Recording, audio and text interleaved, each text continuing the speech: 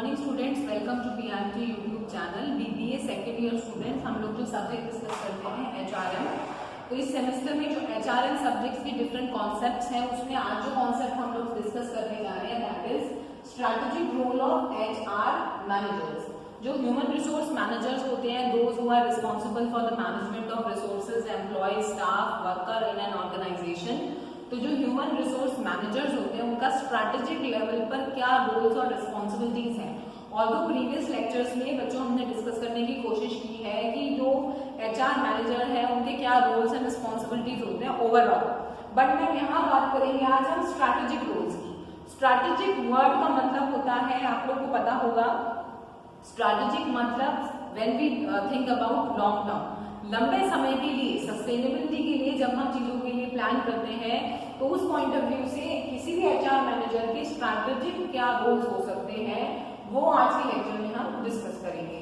इससे पहले मैं आपको इंस्ट्रक्ट कर दूं कि आपको लेक्चर को समझने के लिए वीडियो को लास्ट तक देखना है। कहीं भी कोई प्रॉब्लम है कमेंट सेक्शन में मेंशन करना है। अटेंडेंस मार्क करने के लिए कमेंट सेक्शन में अपना नाम लिखें। ऑडिबिलिटी का इशू ना हो तो ईयरफोन्स के साथ वीडियो को सुनना है। तो चलिए आज हम टॉपिक को स्टार्ट करते हैं and the topic is strategic role of HR manager. यहाँ पर बेटा जो एचआर मैनेजर की स्ट्रैटेजिक रोल है वो 3 सब पॉइंट्स में डिवाइडेड है: small business, human resources and human resources plan. अब इसको हम डिस्कस करते हैं। Strengthening the employer and employee relationship is the strategic role of human resource manager. However, there are more to this job than many people realize. Human resource manager formulate workforce strategy, determine the functional process necessary to meet the organization goal. Their job requires expertise as an HR generalist.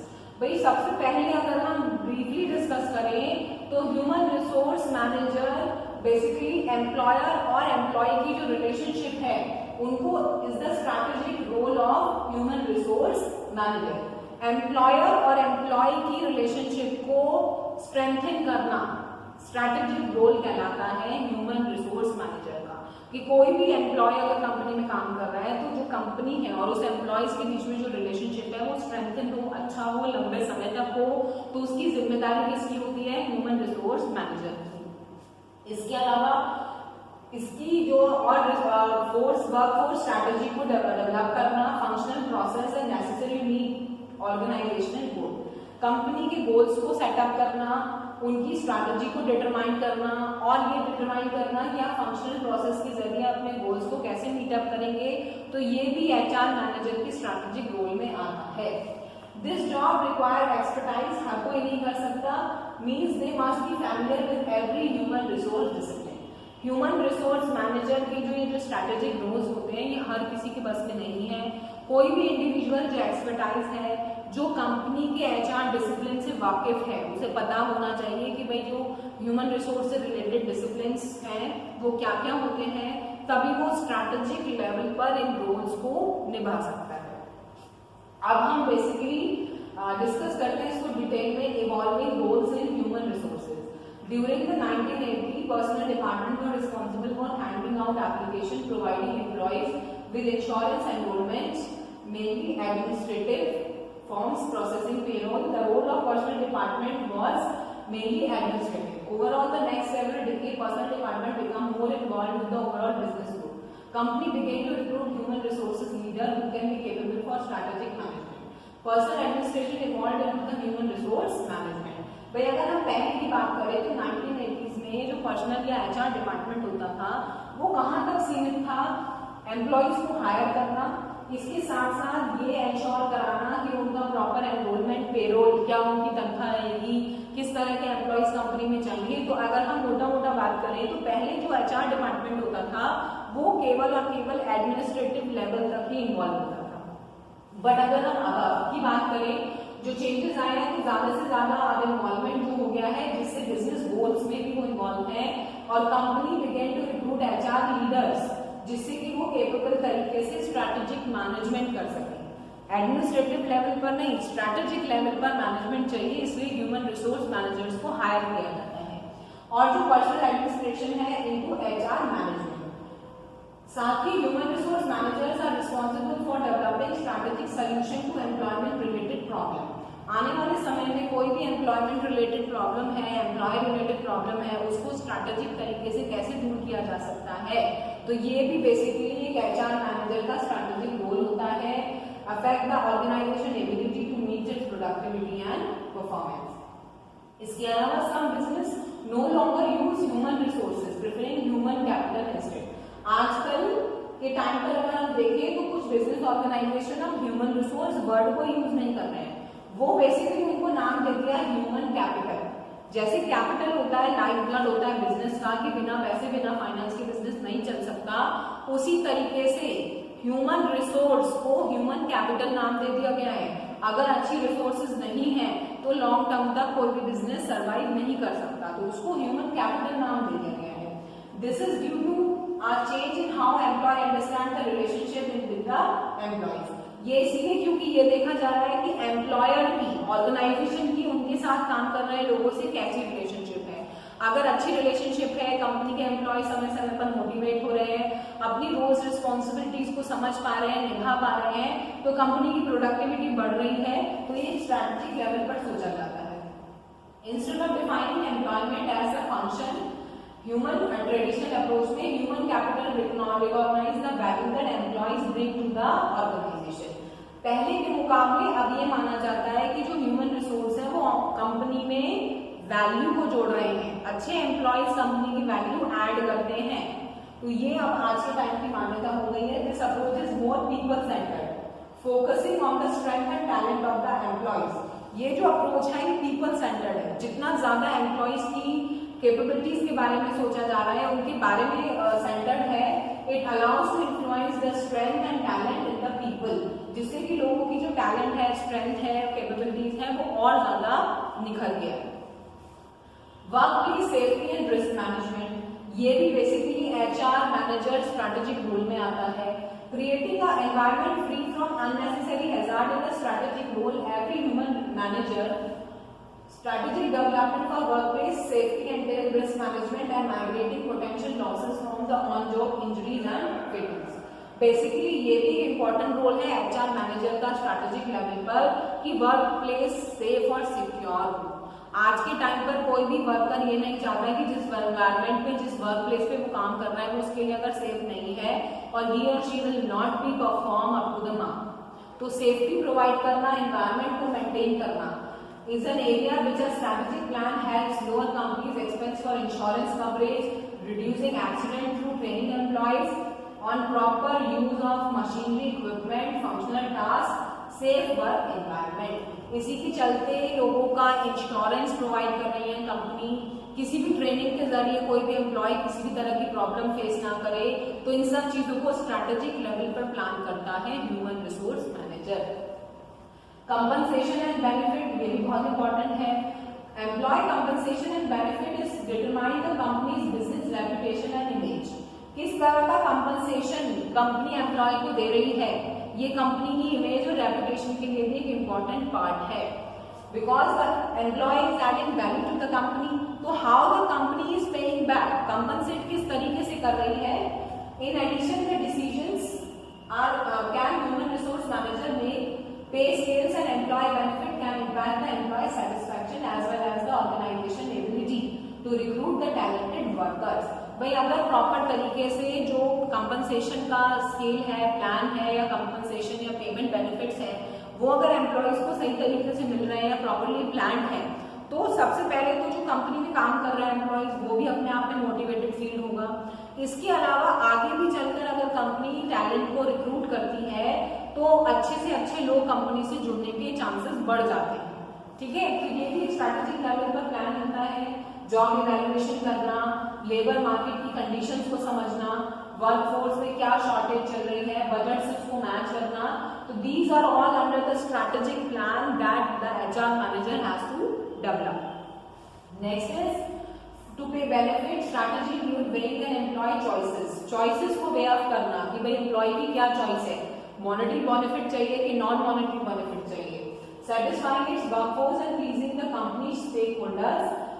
जैसे कि यहाँ पर एक act pass हुई है, affordable care act in 2010 mandates that human resource managers are some large companies, especially those with 50 or more employees, employees may have to decide between group health coverage or paying a responsibility fee to IRS. Basically ये act आई है जिसमें लोगों की safety के लिए, personal care के लिए उनको कंपनसेशन के रूप में जो भी एम्प्लॉइज 50 कंपनी 50 से उनसे ज्यादा एम्प्लॉइज से जुड़ी है तो उनको या तो अपने एम्प्लॉइज को डिसाइड करके बेनिफिट देना है कि या तो वो हेल्थ कवरेज उनको खुद ही दे रहे हैं, और अगर नहीं दे रहे हैं तो IRS में उनको इस रिस्पॉन्सिबिलिटी फीस को चुकाना होगा। तो ये एक्ट भी बनी है जो बेसिकली स्ट्रैटेजिक रोल के अंदर आती है। Employ training and development, human resource manager strategic role with respect to employ training and development prepares the workforce for future positions. आने वाले समय पर वर्कफोर्स फ्यूचर में अच्छा परफॉर्म कर पाए, अच्छी पोजीशन हैंडल कर पाए, तो ये उससे संबंधित है। Succession planning, promotion within the policies and performance appraisal factor into the human resource manager's role। किस तरह से परफॉर्मेंस को इवैल्यूएट करना है, सक्सेशन प्लानिंग कैसी होनी चाहिए, ट्रेनिंग डेवलपमेंट किस लेवल की होनी चाहिए, motivates the employ in some cases improve the employ retention. इसके साथ ये बात उतनी ही सच है कि अगर अच्छी ट्रेनिंग और डेवलपमेंट दिया जाता है तो एम्प्लॉय मोटिवेट के साथ साथ लंबे समय तक कंपनी के साथ रिटेन होने की भी इच्छा रखता है। भाई अगर आपकी कोई मोटिवेशन डेवलपमेंट नहीं हो रहा है तो एक टाइम पे जाकर आपको लगता है कि भाई अब यहाँ पर जितना समय देना था हम दे चुके हैं, बट अपने डेवलपमेंट के लिए हमें मूव ऑन करना चाहिए। तो ये स्ट्रैटेजिक रोल में आता है ह्यूमन रिसोर्स मैनेजर के कि समय समय पर एम्प्लॉयज को प्रॉपर ट्रेनिंग और डेवलपमेंट मिले, उनकी सक्सेशन प्लानिंग हो, जिससे कि उन्हें कहीं भी ऐसा फील ना हो कि भाई हमारा डेवलपमेंट कहीं ना कहीं हैम्पर हो रहा है। नेक्स्ट आता है recruitment and selection. Employee recruitment and selection is much a part of employee relation as a separate discipline. Human resource management strategic role is to combine employee relation into employer recruitment and selection strategy, integrating the employee recognition program into promotion from within the policy. ये भी एक important role है HR manager का कि वो strategic level पर try to combine the employee relationship into employer's recruitment। इस तरीके से एम्प्लॉयज को रिक्रूट करे और उस रिलेशनशिप को मेंटेन करे जो आगे चलकर जो बेस्ट टैलेंट है वो आपकी कंपनी में आ सके। किसी को भी आप अपनी कंपनी में हायर नहीं करेंगे, आपको प्लान करना होगा, इवैल्यूएट करना होगा कि who will be the best person, company से किस तरह का रिलेशनशिप है उसको मेंटेन करना है, वो चीजें पूरी स्मूथली चलती रहे। Motivation that combine employ relation into recruitment and selection areas. इसके अलावा जो हम बार बार डिस्कस कर रहे हैं employer and employ relationship, company और एम्प्लॉय के बीच में एक अच्छी रिलेशनशिप बनाने के लिए HR मैनेजर बहुत ज्यादा रिस्पॉन्सिबल होता है। Some HR managers believe that strengthening the employer-employee relationship rests on employer relationship of HR department. This is not true. Employer relationship is a large part of every discipline, including salary, benefits, safety, training, development. That sustain an employee relationship program is important element of strategy. खाली ये नहीं है कि जो employees और employer के बीच में अच्छी रिलेशनशिप है वो एक या दो एस्पेक्ट से ही आ सकती है, इसमें बहुत सारे एलिमेंट्स इन्वॉल्व होते हैं, जैसे कि सैलरी से रिलेटेड अच्छे से अगर चीजें प्लान होगी तो आपकी रिलेशन अच्छी रहेगी। भाई किसी कंपनी में अगर समय पर सैलरी नहीं मिलती है तो एक टाइम पे जाकर लोगों को कंपनी से प्रॉब्लम होने लगती है कि भाई ये क्या तरीका है, काम भी है बट सैलरी नहीं है, तो you will not be faithful for that organisation.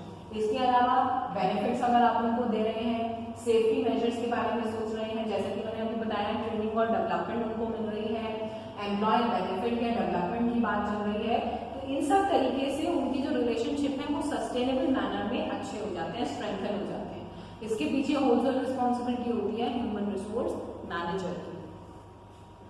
Implementing a workforce investigation process, enforcing fair employment practices भी इम्पोर्टेंट एस्पेक्ट होते हैं employer and employ relationship programme के। कि सबसे पहले तो वर्क प्लेस इन्वेस्टिगेशन हो, कहीं किसी तरह की कोई कमी तो नहीं है, जो मैनेजमेंट प्रोवाइड करना चाह रहे हैं वो प्रॉपर्ली उनको मिल भी रही है कि नहीं मिल रही है। इसके साथ साथ फेयर एम्प्लॉयमेंट प्रैक्टिसेस हो, जो जिस चीज के लिए कैपेबल है उसको उस तरह की अपॉर्चुनिटी मिल रही है कि नहीं मिल रही है, कोई फेवरेटिज्म तो नहीं हो रहा है। अगर ये दोनों फैक्टर्स पे ध्यान दिया जाता है तो एम्प्लॉयर और एम्प्लॉय की जो रिलेशनशिप है वो और ज्यादा स्ट्रेंथन हो जाती है। Strategic role of human manager is to determine how identify and resolve the work place issue. भाई अगर मैं सिंपल शब्दों में बात करूं तो स्ट्रैटेजिक लेवल पर जो ह्यूमन रिसोर्स मैनेजर होता है उसकी जिम्मेदारी क्या है कि वो ये देखना कि वर्क प्लेस पर किसी तरह का कोई इशू तो नहीं है। How to attract the best from the rest, अच्छे से अच्छा एम्प्लॉय कहाँ से हायर करे जो रिक्रूटमेंट और सिलेक्शन का पार्ट बने। इसके अलावा बच्चों जितने भी हमने आज ये टॉपिक्स डिस्कस किए हैं ये ह्यूमन रिसोर्स मैनेजर के रोल्स के अंदर आते हैं, जो बेसिकली रिस्पॉन्सिबल होता है better and strengthen relationship of organisation and its employees. तो आप इस कॉन्सेप्ट को, इस पर्टिकुलर लेक्चर के नोट्स को इस लिंक के साथ फॉलो कर सकते हैं, जिससे वर्ड टू वर्ड चीजें आपको समझ में आए। कहीं भी कोई कॉन्सेप्ट में प्रॉब्लम है तो आप कमेंट सेक्शन में मेंशन कर सकते हैं। नोट्स प्रोवाइड होने के बाद आपको चीजें और इजी हो जाएंगी। ऑडिबिलिटी इशू ना हो तो ईयरफोन्स के साथ वीडियो को सुने। कोई भी प्रॉब्लम है तो जैसे मैं बार बार बता रही हूँ, आप कमेंट सेक्शन में मेंशन करें। कंटेंट को समझने के लिए वीडियो को लास्ट तक देखें। बहुत ही जल्द नए कॉन्सेप्ट के साथ आपसे